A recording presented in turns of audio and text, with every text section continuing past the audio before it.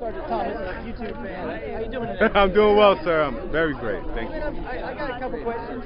What got you out here in support of occupy-news-network? What made you want to come out here and stand in front of the federal government? Well, I came out here for one, Martin Luther King's birthday, just because I feel like Martin Luther King is the greatest example that we have in the Occupy movement of somebody who didn't wait for a savior, somebody who wasn't complacent, somebody who showed that their voice counted. And I feel like a lot of people in America are complacent and they feel like their voice doesn't count and won't count. And so, you know, Martin Luther King is the example of a person, one man, who showed everybody that their voice does count. So that's why I'm here. One other quick thing. I saw the famous video on YouTube.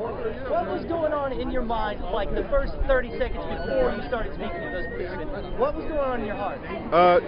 The initial, what happened, I can't go 30 seconds into it because my first day at Occupy Wall Street was October 5th, and I actually was on Wall Street and I saw the police brutality. And so when I went on the 15th, I told my aunt who was with me, who actually got the film, I said, if they start hurting, you know, protesters, I was gonna get in the way of it.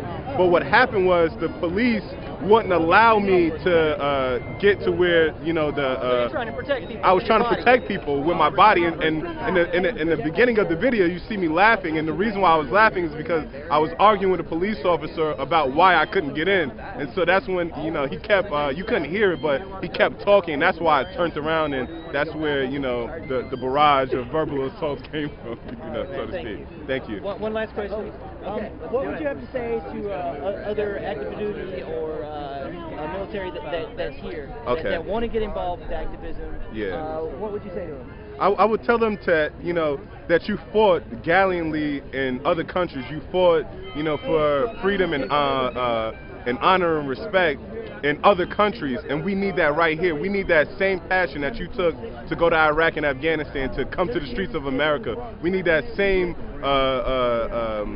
spirit of protection, esprit de corps, to come right here in our streets. The people in America need you more than, you know, we need you to fight these unjust wars. And there are people out here like me who care about you, who feel like, you know, a 19-year-old PFC shouldn't be making $1,900 to fight a war, that, you know, a person who spends 20 years in the military shouldn't have to fight for a job.